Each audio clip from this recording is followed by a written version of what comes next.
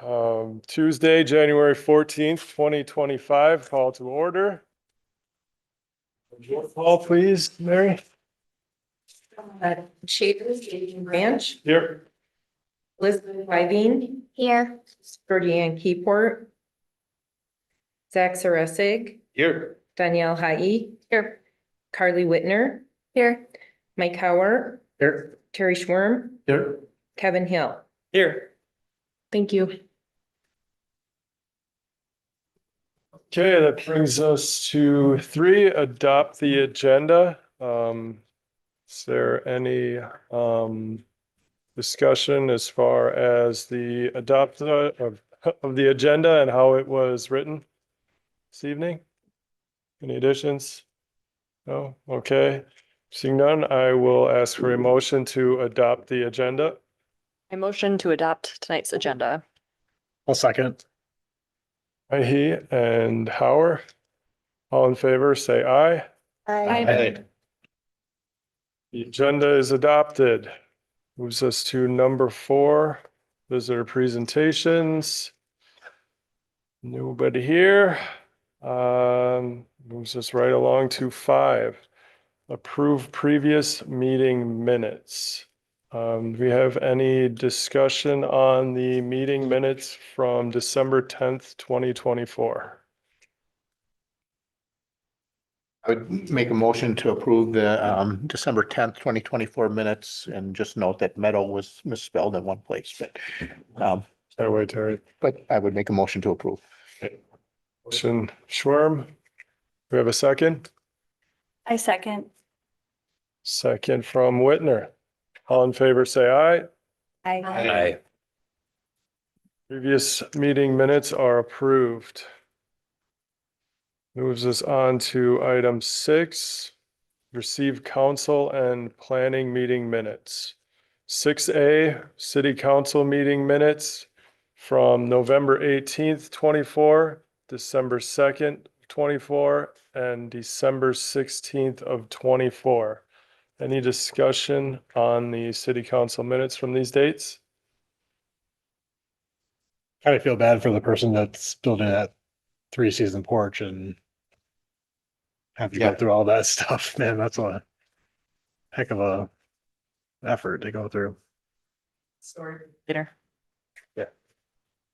Yep.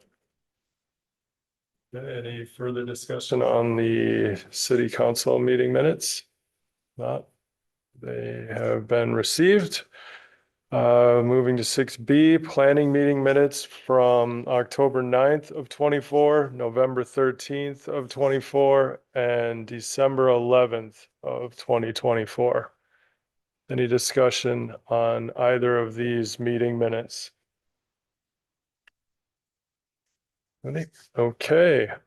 The city council and planning meeting minutes have been received. That moves us right along to action items. And 7A, recommendation for city council appointments of the 2025 Parks and Recreational Commission Chair. Are you willing to continue to chair?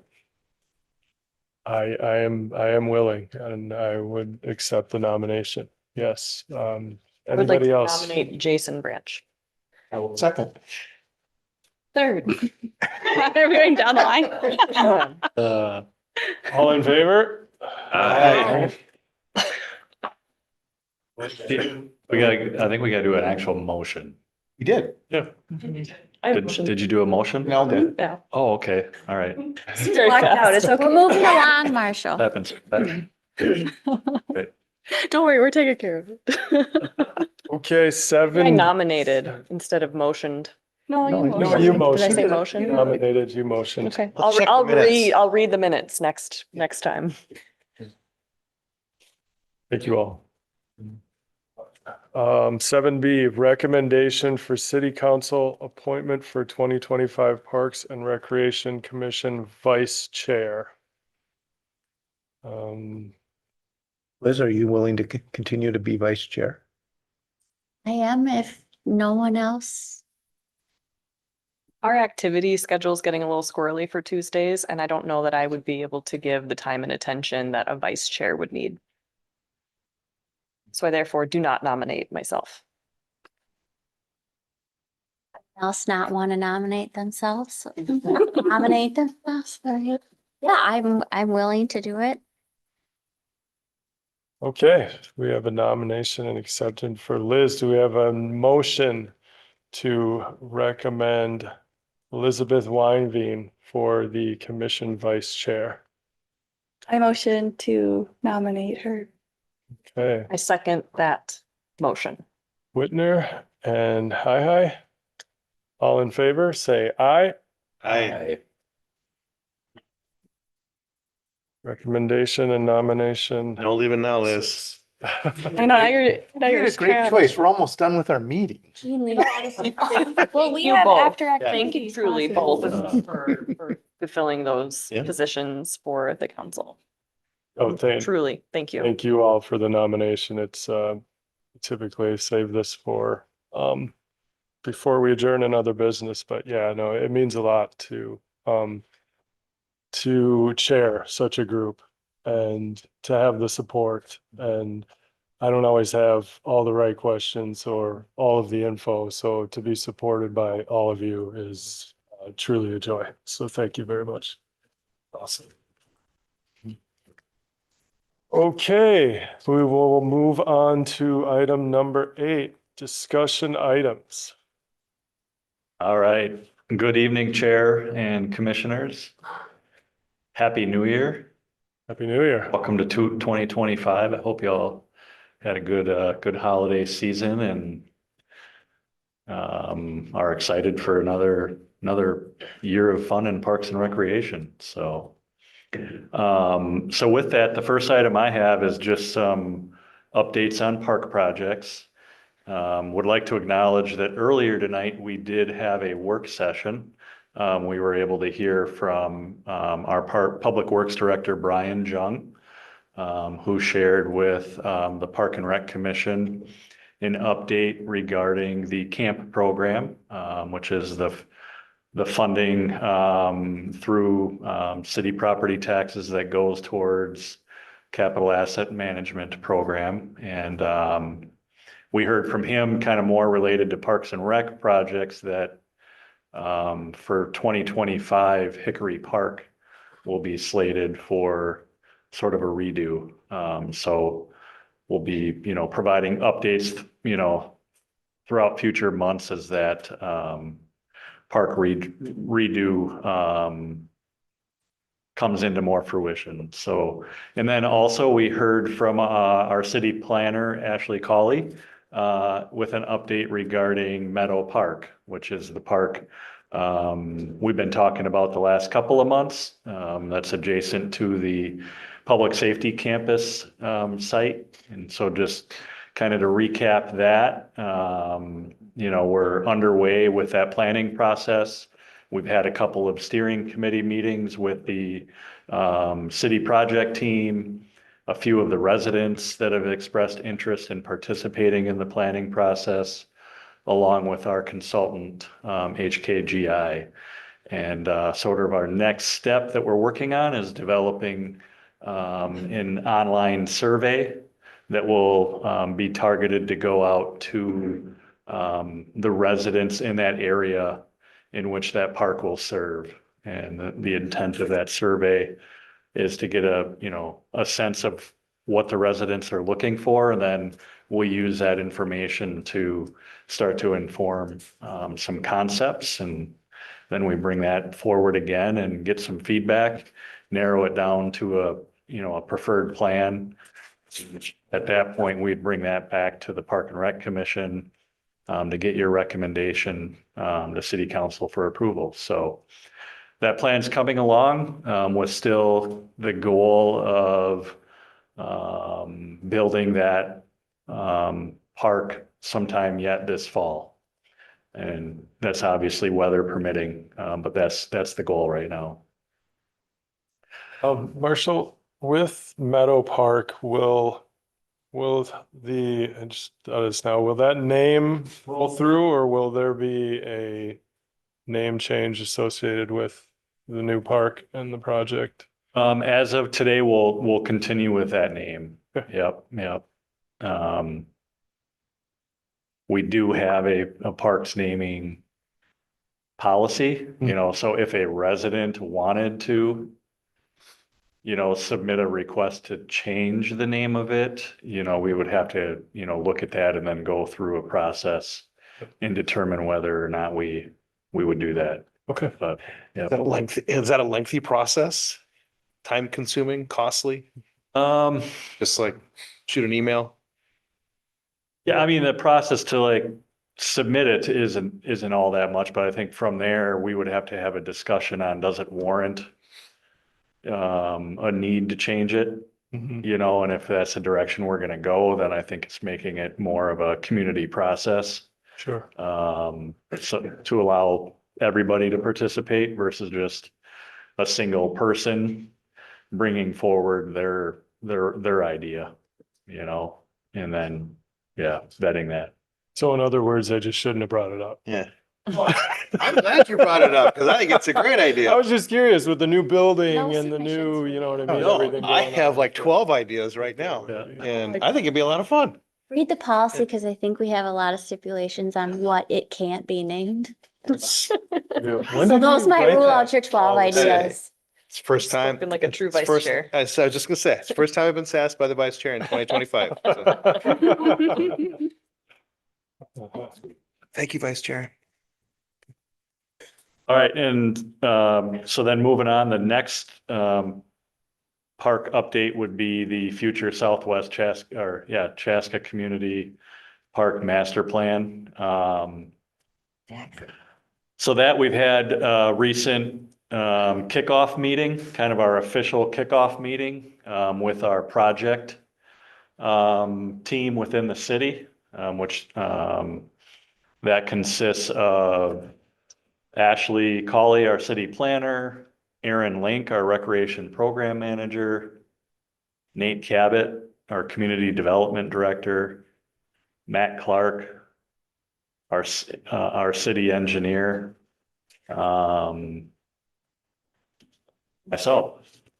I covered everybody. So that's the team kind of on the city side. And then on that meeting was our consultant from Confluent, Brad Aldrich, who's going to be the project lead. And then we also had the representatives from Stantec that are going to be providing the engineering support throughout this planning process. So we had a really good kickoff meeting. It was a way to just sort of establish, the general direction of the plan, the project timeline, and then some of the things we're doing currently to establish what I would say is context for the site and the process. So a lot of work is going in currently with some of the previous engineering evaluation and work on that site to bring Confluence up to speed. So a lot of just data dumping there and surveys and things like that, which is allowing Confluence to start to develop their base map and whatnot that we're going to be working from. So getting that engineering context established. We're also working with Pros Consulting. That's going to be doing a market analysis for us to help generate some context as we go out and do more community engagement. And so the thought there is to evaluate our existing park system here in Chaska and understand the various amenities throughout that system and, quantities and quality. And in addition to that, start to understand what are the parks and amenities with our neighboring communities, knowing that that is still generally within the service area. And then picking out a couple of maybe other similar sized communities throughout the metro is just another comparable. And matching that with national trends data as it relates to, what we're seeing with various sports programming and other types of amenities that are, what I would say is maybe being incorporated into community-sized parks and seeing some success. So that's going to give us a little bit of context for us to respond to and account for as we go into the community engagement process. The other thing we're working on would be Confluence is starting to build out the project website. And they're going to be utilizing a platform called Social Pinpoint for that project website, which is going to allow us to have a lot of the content as we go out through the planning process for the residents to see and access. And then it's got a lot of engagement tools within it as well. So there'll be the ability to put the park map up there, and people will be able to, that's why they call it Social Pinpoint. They'll be able to put pin drops on locations and add comments and ideas and things like that. So that'll be exciting.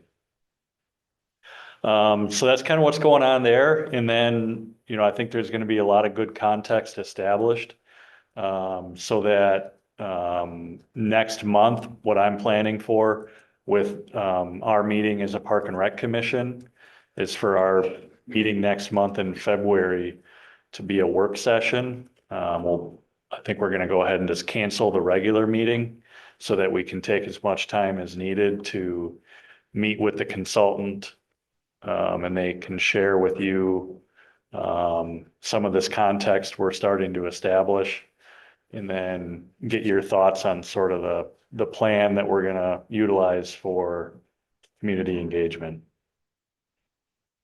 So it's just kind of the organization and the buildup, but we've kind of had our kickoff meeting, but then in February will really be your all's kickoff meeting. But we're, getting some work done to bring some information to you to respond to and provide feedback. And then we can kind of launch from there. Very cool. Any questions on that so far? Maybe I am not remembering, but have we nominated people from our commission to a task force for that yet? For the task. We're the task force. We're all of us? Yeah. So Okay. so we're going to essentially utilize the entire Park and Rec Commission as the task force. Yeah. I'm Yep. saying something here and You're that's the- what I'm missing. Thank You're you. the task- A little different from how we approached the community center. Yep. Got it. Oh, the other thing I forgot to mention, part of, some of the things we're starting to work towards is define who the focus groups are going to be in the community. We'll sit down and have conversations with, and starting to get those scheduled out. Those can take a little bit of time to get the right people at the table in the meeting, for those various focus group discussions. But what was I think we talked about this before, but what was the primary reason for wanting to not replicate the same thing from the community center task force? I think the more I thought about it, I think we had great representation on the community center task force to begin with. But over time, I think there was some fallout. And all the voices weren't there. And it's difficult and as I was starting to think about who all might we want to have on that, it was starting to get to be a rather large group of people. And to find a day and time that works for that many people is just hard. And so I really value, your all's representation as not only as a Park and Rec Commission, but as residents of the community. And I think just building it into, the flow of the Park and Rec Commission meetings, it makes sense. Just from an efficiency standpoint, and then really we can rely on you as kind of the community representatives, but then also advocating for the community feedback, and then helping to flesh out the information we get through that feedback to understand what it's saying and how does that inform the design. And then in the end, ultimately, we'll rely on you to provide the final recommendation to city council. And it seems like there was a really great, like deliberate process for the community center task force and a lot of excitement out of the gate. People wanted to be involved, and then it just seemed like even after a couple meetings, there was a pretty noticeable drop off. Yeah. Yep. And I think it was just, no matter what night we picked, it just wasn't gonna work for everybody. Great Which idea. makes it tough, but Yeah.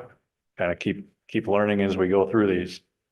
We're a ways off from determining which focus groups to include, but even 2 years ago, residents that are across the road from the future park had concerns, but well, where is there going to be lighting? And obviously we'll talk to those groups, but I just want to throw that out here, even this early, that I was getting questions about, well, where specifically is lighting going? I'm like, there will be a process. And so Yeah, that's a group On the fields. on the fields, the lighting on the field, sorry. In the parking lot.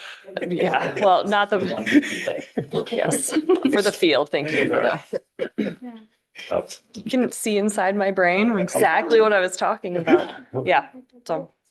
Yeah, and I think part of that too will just, not only the focus group discussions, but I think that'll be a very engaged section of the community, for them to know where that project website is and they can sort of keep up with what the plans are along the way. So, yeah, You had all the signs up over there, so. Yeah. yeah.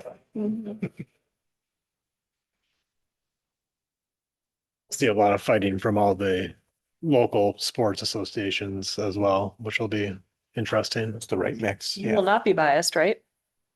No, we need more soccer fields. So. All the associations say. I heard we need more lacrosse fields. Just kidding. I don't know. I need a hockey rink. Yeah, Clover Ridge, really nice soccer field, but we played on it last year because it was too Need bumpy. extra parking and a shuttle to get to the community center, from what I've heard. And a pickleball court to play in while you're waiting. I'm excited. Has there been any new information from the school district? Or still crickets? Nope. So that's gonna be one of our first focus group discussions we're gonna want to have right out the gate, so. Want to sit down with them and, understand what their future plans are for that elementary site. The next few months, they're gonna pretty much map out their financial plan for the next several years here. So that'll probably inform whatever that is then too. Yeah. So yeah, it'll be an exciting project, I think it's a unique site. It's got some cool grade to work with, there's gonna be some stormwater element to it that'll be, fun to incorporate, as an amenity. Obviously, the big woods to the south, that we continue to preserve and work with the developer on that. The future elementary school is part of it, so it'll be fun. That's one of those really cool projects that are going on, that, community center master plan, that just big like legacy projects for the communities. Fun stuff. And for us, we better not mess it up. Yeah, no pressure, chair, vice chair. Co-chair. Yeah. Is that it for park updates, Marshall? Yep. Okay, then moves on to 8B, department happenings. Yeah, so some highlights within the department. Last weekend was a pretty hopping weekend for us. We held our Health and Wellness Expo on Saturday at the community center. And that was in partnership with the Southwest Chamber of Commerce. So it turned out to be a really great event.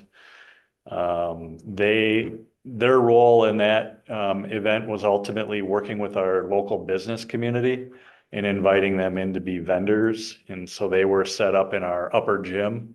They had about 36 vendors in the upper gym. And then we, as a park and rec department, had tables set up in our atrium to really showcase all the different things available in parks and recreation, and there to answer questions. And then we treated it as like an open house event. So within it, the public was able to come in and use the facility for free and try it out. And we had group fitness demonstrations occurring within the studios. We had pickleball going on in the lower gym for people to try. We had the bounce house for kids to play in. And then we also created sort of a scavenger hunt throughout the building, which, you know, got people to walk through the building and see other components of it. Namely the lodge on the far end of the building, along with getting people down to see the Treks and Trails preschool areas on the lower level. And we had a lot of great participation, and I would say exposed people to new areas of the building they didn't know existed. So it was, in my mind, a very successful event. I had the opportunity to spend a good amount of time in the lodge and intercept people as they're coming down, and they've never even been in the space before, lived in the community for 10 years. And so it's fun to sort of see that their wheels spinning and how, you know, they could potentially consider it as a rental space in the evenings or weekends, or, hey, I'm going to tell my older mom about this to come in and check out the programming that occurs during the week. So it's fun. Really good program. And then right off the heels of that was the JV and varsity hockey, Chaska Chanhassen. So you can imagine the parking lot was quite taxed at the community center on Saturday, but that's good to see. And then down at the Curling and Event Center was the big spiel. That actually kicked off Thursday night and went through the weekend. And that's a really unique bonspiel. There was 96 teams that participated. And the way that works is it's in conjunction with Four Seasons Curling Club up in Blaine, Frogtown Curling Club, and then St. Paul Curling Club, along with us. And so the teams that register, they're guaranteed to play a game at each of those facilities. So they get to kind of experience them all, which was really unique. And Chaska is a really good host site for the teams for their game. And the winning team was from St. Paul. Pardon My Takeout 2.0 team name. So Are you provided any feedback from like the organization in general, as far as, you know, the facility and things like that from the people who attended? yeah, so like that actual bonspiel is organized through Twin Cities Curling Association, and I think they put out a survey after the fact to get some input. Good. Yep. And then while all that curling action was going on, we had representation from Chaska out in Colorado participating in the USA Curling U18 National Championships. And super excited to share with you that Team Gensel won the championship. So 3 of the participants on that club are Chaska based, including one of them, our city administrator, Matt Podorowski, his son, Bill, is on that team. So it's really cool to see, because it took a while from when the facility opened to when we created like a junior curling club. You know, it's only been really in existence, I think, for about the last 5 years. And so Will would have started, you know, back then, and to see the evolution of those kids now competing at a national level and winning is pretty awesome. Sure. And in addition to that, Team Johnson also for the girls won the national championship, U18. They're a Minnesota-based team out of Blaine. So Minnesota came through really well on the U18. And then Team Gensel also competes they're currently competing and vying for a spot on the U21 national championship. So they've been participating in a variety of qualifying events. They haven't quite won those to earn a spot, but they're accumulating points throughout the series of those. And then I think what is next, there's one more qualifying event coming up in early March, I believe, in Blaine. So they have an opportunity, if they win that, to get in or get through with the points. And then that U21 national championship is going to be held in Bowling Green, Ohio in April. So we'll continue to root them on, but you know, super cool to see our local kids, you know, competing and winning at that high of a level. Coming up on Monday, May 20th, we got the Martin Luther King celebration day, and that we always have a program at the event center. So check that out. There's a breakfast, and then they bring in a guest speaker that day. It's free and available for anybody to attend, and that'll be 7:30 to 9:30 in the morning.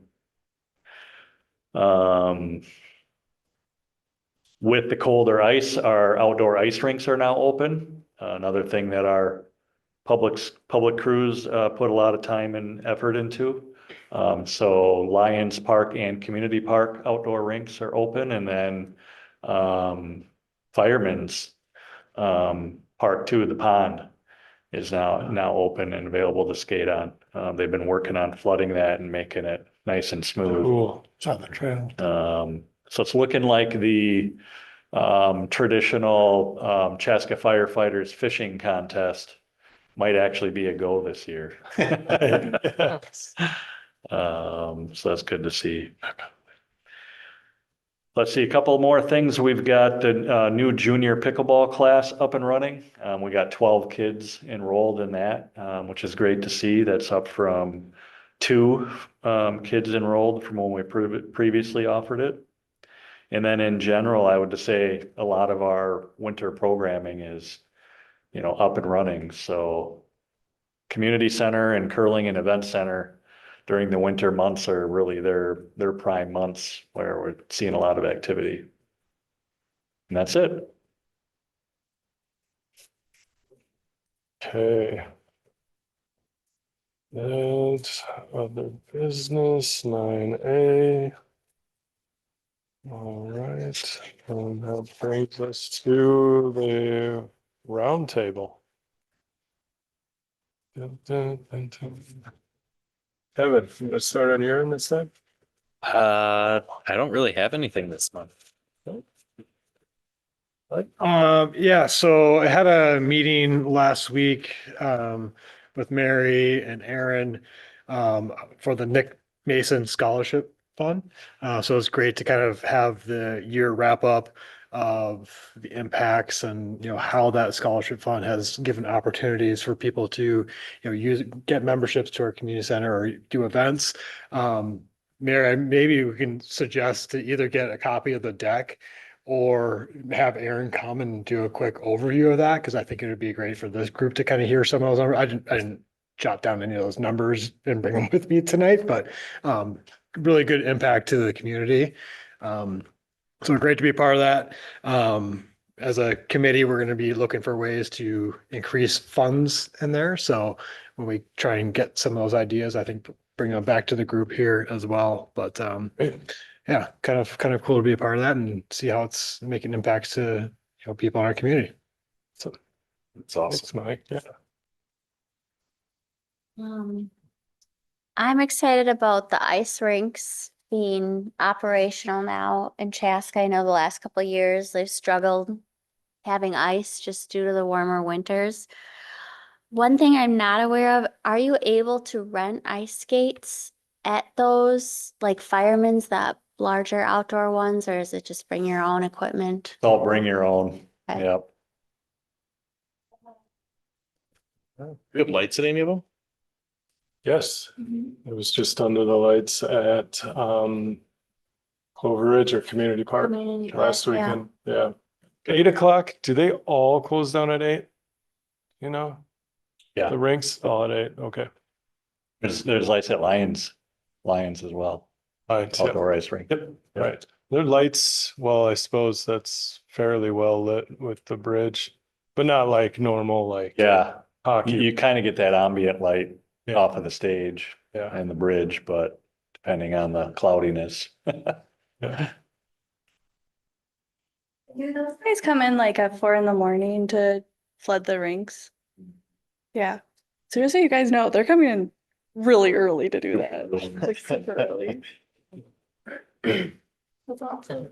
I was, I don't think it'd come as a shock to anybody what a huge fan of the community center I am, but I didn't spend a lot of time at the community center last year just because of my girls are getting older and activities, schedules and whatnot, and been going there quite a bit now in the last few weeks, and it had been months since I'd been there. Just gonna come out and say it, but I noticed some really positive changes around there, like the signage. Yeah. That's a really nice touch. And some of the pictures on the walls. Like I think one of the pictures was from Fire and Ice from one of the bands playing this last summer. Yeah. You know, just little touches like that was really great to see. Staff just, I don't know what it is. There's like an air of professionalism about the staff now. Not that the staff wasn't professional before, but there's something about it, like, you know, the level of professionalism by the staff, like just the way that they dress, wearing lanyards, things like that. It just feels like a little bit more like we've raised the level of what's going on at the community center. And Yeah. it just, all it took was not going there for a few months. And I was like, oh, nice. Yeah.